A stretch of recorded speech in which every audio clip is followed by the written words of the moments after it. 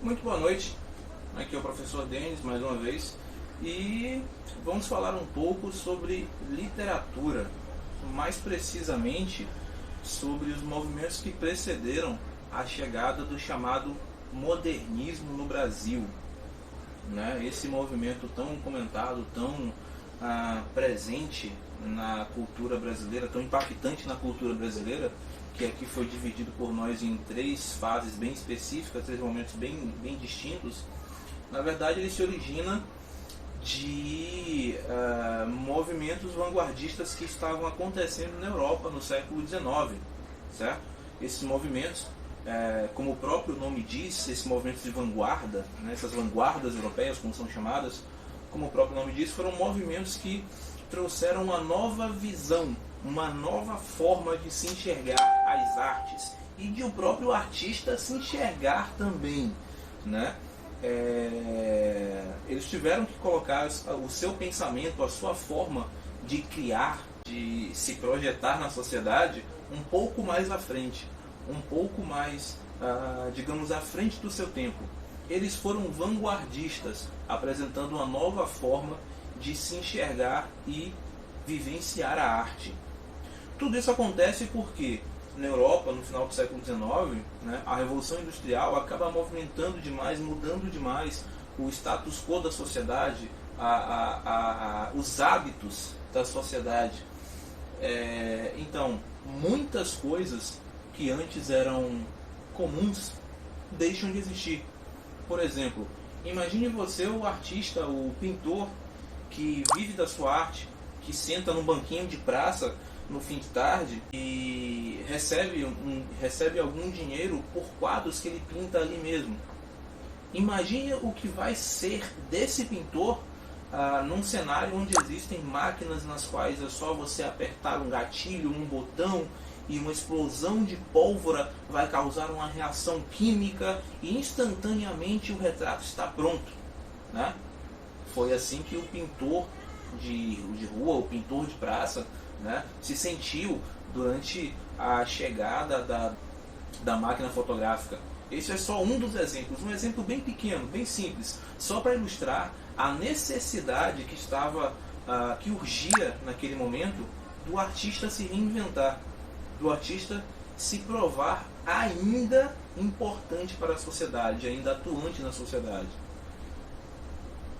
E desse anseio de reinvenção, de reimaginação da arte, do próprio artista, foi que surgiram as vanguardas europeias. Dentre elas eu queria falar especificamente sobre uma, para sermos sucintos, para sermos breves, né, já que não temos tempo de falar de todas. Vamos falar especificamente sobre o futurismo, que foi um dos movimentos de vanguarda europeus que mais impactou, que mais influenciou o modernismo brasileiro.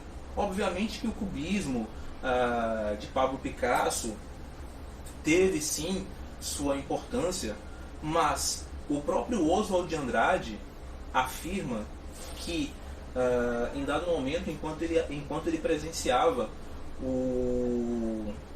a declamação do Manifesto Futurista de Marinetti, né, isso o inspirou a trazer também essas novas práticas artísticas, essa nova visão de mundo para território tupiniquim.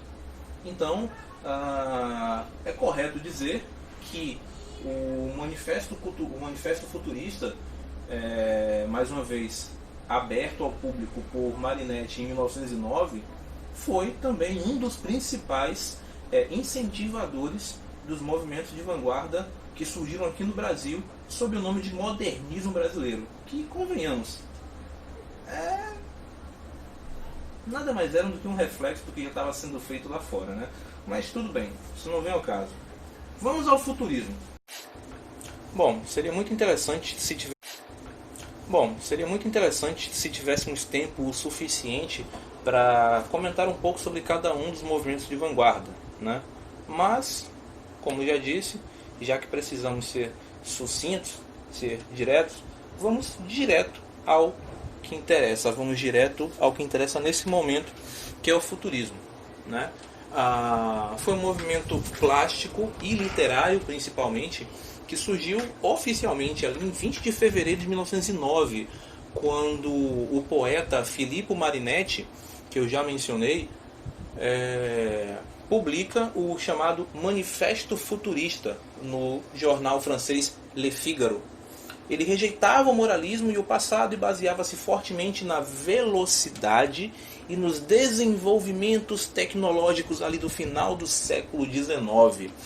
Para Marinetti, para os futuristas, essa mudança brusca, essa mudança repentina na sociedade, essa necessidade de se reinventar que já falamos, não era necessariamente um problema, né? Esse caos exigido pela vida moderna, essa conturbação, era na verdade uma oportunidade de se reinventar e de trazer novo fôlego. O futurismo, ele prezava pela velocidade, pela agressividade. Havia um certo culto à guerra e o seu poder de transformação social. Como assim? Os futuristas acreditavam que um movimento bélico ele trazia muitos benefícios à sociedade, olhando de uma forma mais crua, mais fria, menos humana, menos sentimental. Isso tem lá sua lógica. Quando pensamos que quando duas potências estão em guerra, ambas querem se mostrar superiores, né? Vamos tomar como exemplo a Guerra Fria, que se deu entre os anos 60 e 80 entre o polo norte-americano e o polo soviético. Não fosse por esse embate ideológico entre essas duas superpotências, talvez não tivesse ocorrido a corrida espacial e não tivéssemos conseguido todas as inovações tecnológicas na aeronáutica, na exploração espacial, como conhecemos hoje, se deu em função de experimentos de novas formas de comunicação voltadas para o meio militar, que posteriormente foi se desenvolvendo e se tornando mais acessível. Mas enfim, olhando por esse prisma, olhando por esse ângulo, o culto à guerra, como os futuristas idealizavam, tem sim um certo fundamento lógico, né? Dizer que nações, quando estão em guerra, se preocupam demais em evoluir, em se mostrar superiores, além, claro, dos investimentos em tecnologia bélica, tem lá seu sentido também. Outro fator interessante é que o movimento futurista ele tinha esse apreço pela velocidade, né? Por tudo que é dinâmico, por tudo que é violento, que é agressivo, que é rápido, que passa a sensação de velocidade, que transmite essa alma de urgência, de ansiedade, né? Que a vida industrial lá do final do século XIX fomentava.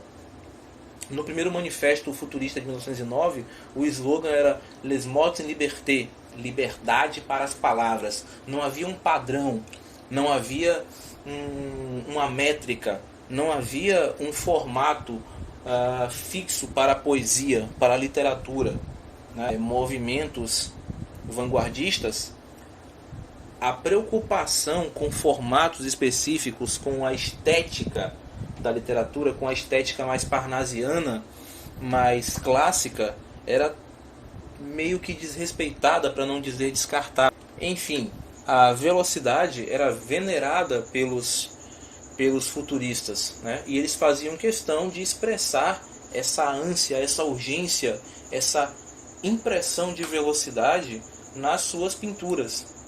Aqui nós temos como exemplo disso o quadro A Cidade se Levanta, de 1910, de Umberto Boccioni,